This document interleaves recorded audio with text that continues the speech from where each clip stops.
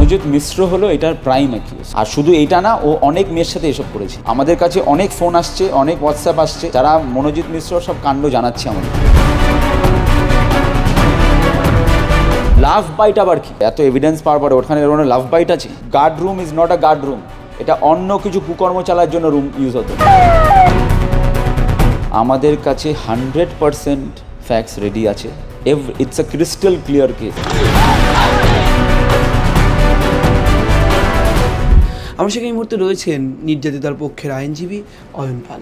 কোর্টে যে পুলিশ হেফাজতের নির্দেশ দিলেন বিচারক, কি কি দাবি করা হচ্ছিল অভিযুক্তদের হয়ে, অভিযুক্তর পক্ষের যারা আইনজীবী তাতে কি দাবি করলেন, আপনারা যুক্তি খণ্ডন করলেন, কি কি দাবি উঠে আসছিল? যারা অভিযুক্তর হয়ে দাঁড়িয়েছিল তারা তিনজন, যাদের অভিযুক্ত তারা বেল পিটিশন দেয়নি, কেন জানতো বেল রিজেক্ট হয়ে যাবে বলে। তো আমরা ওখানে আর বেশি কথা বলিনি। 4 নম্বর অ্যাকিউজ যে গার্ড পিনাকি ব্যানার্জি, সে তার হয়ে বেল অ্যাপিয়ার করেছিল একজন অ্যাডভোকেট। আর আমরা ওখানে এগেনস্টে বলেছিলাম যে এই লোকটা is part of the controversy, he was one of the conspirator, he was someone যে নিজে গেট বন্ধ করেছে, যে এই পুরো ক্রাইমটা হতে দিয়েছে। এবং সবচেয়ে বড় কথা, যখন ক্রাইমটা হয়ে যায় তারপরে কিন্তু উনি পুলিশকে জানাননি বা ওনার সুপিরিয়র অথরিটিকে জানাননি, উনি ওটাকে চুপ রেখেছিলেন। হি ওয়াজ হাশ অ্যাবাউট ইট, উনি কিন্তু কাউকে জানাননি। সো উনি equally responsible for the crime. ওনাকে এখন কোনোভাবেই বেল দেওয়া যাবে না, বেল দিলেই কেসটা পুরো ঝুলে যাবে। এই পিনাকি বন্দ্যোপাধ্যায় আপনি বলছেন যে উনি অন্যতম চক্রান্তকারী। আর একটু যদি স্পষ্ট করে বলেন দর্শকদের জন্য, কেন মনোজিৎ মিশ্রর নাম যে বারবার উঠে আসার পরেও এই পিনাকি, যিনি নিরাপত্তা রক্ষীর কাজ করেন, কেন তাকেও আপনারা অন্যতম চক্রান্তকারী হিসেবে দেখছেন?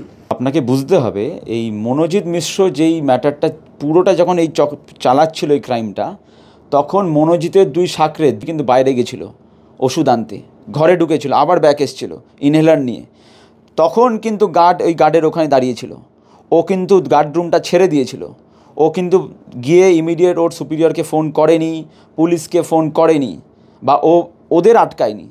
ওরা পুরো এই যে 7:30 থেকে 10:30 অবধি এই যে ক্রাইম অডিল, এই যে পিরিয়ডটা চললো, এটাই কিন্তু এই পিনাকি ব্যানার্জি ছিল পুরো।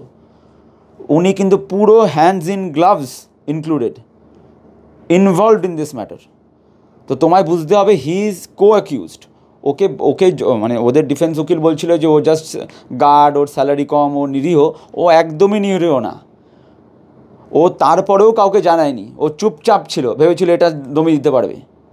তো ওকে কোনোভাবেই বেল দেওয়া যাবে না। মানে এই গার্ডের রুমেই তো দিনের পর দিন অত্যাচার, বিভিন্ন ঘটনা ঘটতো বলে অভিযোগ।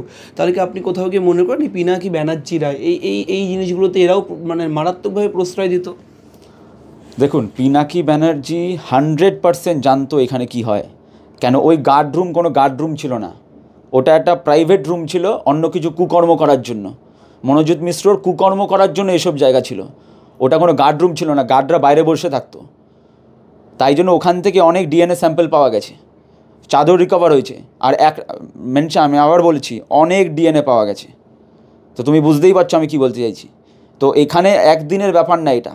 বা ওই রাতেও কিন্তু আমাদের ক্লায়েন্ট বারবার বলেছে ও ডেড বডির মতন পড়েছিল, she was hit by a hockey stick, ও ডেড বডির মতন পড়েছিল কিন্তু। তো তোমায় মনে রাখতে হবে এই guard room is not a guard room, এটা অন্য কিছু কুকর্ম চালার জন্য রুম ইউজ হতো। গার্ডরা জাস্ট একটা পুতলার মতন বাইরে বসে থাকতো আর এসব ক্রাইমগুলোকে কভার করতো। তারা মেয়েদের গার্ড দিত না, তারা ক্রাইমটাকে গার্ড দিত। অভিযুক্তের পক্ষের আইনজীবী তিনি স্পষ্টত দাবি করছেন যে অভিযুক্ত মনোজিৎ মিশ্রের ঘাড়ে একটি লাভ বাইট পাওয়া গিয়েছে, এবং সেই লাভ বাইট যদি থাকে তাহলে ওই ক্রাইমটা হলো কী করে, মানে যে ঘটনাটি ঘটেছে ঘটনাটি হলো কী করে। কী আর বলবো, এটা ওয়ার্থলেস ডিফেন্স স্টেটমেন্ট।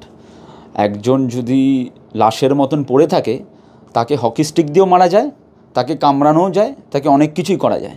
তো সে নিরীহ, সে তখন কি করবে জানে না। সে তখন হাঁসফাঁস করছিল, ও শ্বাস নিতে পারছিল না, ও রিকোয়েস্ট করেছিল যে আমায় হসপিটালে নিয়ে চলো। লাভ বাইট আবার কি? না, উনি বলছেন অভিযুক্তের ঘাড়ে, মানে মনোজিৎ মিশ্রের ঘাড়ে লাভ বাইট পাওয়া গেছে। না, এগুলো আবার কোনো কথা নাকি? দেখাক এগুলো, আমরা এসবে বিশ্বাসই করি না। তোমার মনে হয় এত ফরেন্সিকের এত কিছু পাওয়ার পরে, এত এভিডেন্স পাওয়ার পরে ওখানে লাভ বাইট আছে? আমি এই তক্কেতেই যাব না আর। আপনি সিকিউরিটি গার্ডের কথা বলছেন, তাকে অন্যতম কনস্পিরেটর বলছেন, চক্রান্তকারী বলছেন, তাতে কি কোথাও গিয়ে মনোজিৎ মিশ্রদের যে দোষ, উনি যে অভিযুক্ত, এটা ডিফার হচ্ছে কী করে? মানে কে বেশি অপরাধ করেছেন, কে কম অপরাধ করেছেন, করে তো সব তুল্যমূল্য বিচার হয়। সেক্ষেত্রে মনোজিৎ মিশ্র আর এই গার্ডের দুজনের ভূমিকা আপনারা কীভাবে দেখছেন? মনোজিৎ মিশ্র হলো এটার প্রাইম অ্যাকিউজড, ঠিক আছে? He is the main culprit যাকে বলা হয়। ও হলো কাণ্ডারি এটার। আর শুধু এটা না, ও অনেক মেয়ের সাথে এসব করেছে, এগুলো সব বেরিয়ে আসছে। আমাদের কাছে অনেক ফোন আসছে, অনেক হোয়াটসঅ্যাপ আসছে, যারা মনোজিৎ মিশ্র সব কাণ্ড জানাচ্ছে আমাদের। তো হি ইজ আ মানে রিপিটেড অফেন্ডার যাকে বলা হয়। 7 থেকে 8টা মামলা আছে কলকাতা পুলিশের আন্ডারে। এখানে Manojit Mishra the prime accused. তারপরে আরও 2জন আছে যারা মনোজিৎ মিশ্রকে হ্যান্ড ইন গ্লাভস হেল্প করেছে। ওই গার্ড না যদি থাকতো, মেয়েটা আমরা অনেক কিছু হতে পারতো। মেয়েটা দরজা ভাঙে চলে যেতে পারতো, মেয়েটা দৌড়াতে পারতো। গার্ড যখন এই পুরো হ্যান্ড ইন গ্লাভস এটার মধ্যে ছিল, ও যদি গেটটা বন্ধ না করতো, ইনসিডেন্ট অন্য কিছু হতে পারতো। ও যদি গেটটা মনোজিৎ মিশ্রর কথা শুনে যদি গেটটা না বন্ধ করতো, অন্য কিছু হতে পারতো। তো guard is equally in default. নিরাপত্তারক্ষী অনেকেই বলছেন অত্যন্ত কম টাকা বেতন পান। তিনি একটা প্রভাবশালী যারা, তাদের একটা ক্ষমতাশালী যারা, তাদের একটা সবসময় অঙ্গুলি হেলন, একটা চাপের মুখে কাজ করেন। সেখানে একজন গার্ড, নিরাপত্তারক্ষী, তাকে তো প্রভাবশালী মনোজিৎরা যা বলবেন সেটাই তিনি অনেক সময় বাধ্য হয়ে শুনতে বাধ্য হন, তার কারণ চাকরি চলে যাওয়ার ভয়। সংবিধান এবং আইনে সবাই এক, ঠিক আছে? A crime is a crime. সে তুমি মানে কোনো গার্ড হও বা প্রেসিডেন্ট হও, a crime is a crime. এখানে আমরা কোনো কারোর প্রফেশন দেখে ক্রাইমের ইন্টেন্সিটি বুঝি না। তো উনি যা করেছেন, উনি অন্য কিছু করতে পারত। তুমি যদি একটু ভেবে দেখো, ওনার যদি বেটার সেন্স প্রিভেল করতো, উনি অন্য কিছু করতে পারতেন, কিন্তু উনি করেনি। উনি মনোজিৎ মিশ্রকে হেল্প করেছেন, তাই জন্য ওনাকে ইকুয়ালি ভাবে প্রসিকিউট করা হবে। বলা হচ্ছে ষড়যন্ত্র করা হয়েছে, নাকি এফআইআর কপি যিনি লিখেছেন নির্যাতিতা, তার এফআইআর কপি দেখে নাকি স্পষ্ট বোঝা যাচ্ছে ষড়যন্ত্র। আমি বলছি না, যারা লয়ার ছিলেন রাজু গঙ্গোপাধ্যায়, তিনি নিজে মিডিয়ার সামনে এসে বলেছেন। লাভ বাইটের প্রসঙ্গ এসছে। কোথাও গিয়ে আপনারা যেহেতু নির্যাতিতার পক্ষ থেকে লড়ছেন বিভিন্ন ইস্যুতে, সেক্ষেত্রে কোথাও গিয়ে মনে হয় যে ষড়যন্ত্র, এই সমস্ত আসলে কেসের অভিমুখ ঘুরিয়ে দেওয়ার একটা বিষয়?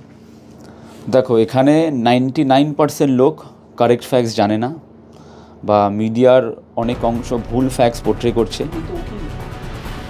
কিন্তু আমি তোমায় বলছি, আমাদের কাছে 100% ফ্যাক্টস রেডি আছে। It's a crystal clear case. এখানে ট্রায়ালও যদি ঠিক করে হবে, ক্রিস্টাল ক্লিয়ার হবে, আর সাজা পাবেই যদি সব কিছু ঠিক থাকে। আমাদের সঙ্গে ছিলেন আইনজীবী অয়ন পাল। তিনি দ্ব্যর্থহীন ভাষায় বললেন তারাও লড়ছেন নির্যাতিতার পক্ষ নিয়েই, এবং যারা মূল অভিযুক্ত তাদের যাতে শাস্তি নিশ্চিত হয় সেই বিষয়টির দিকেও তারা নজর রাখছেন। ক্যামেরায় সৌজিত মুখোপাধ্যায়ের সঙ্গে রংদাসের রিপোর্ট, সংবাদ প্রতিদিন.in।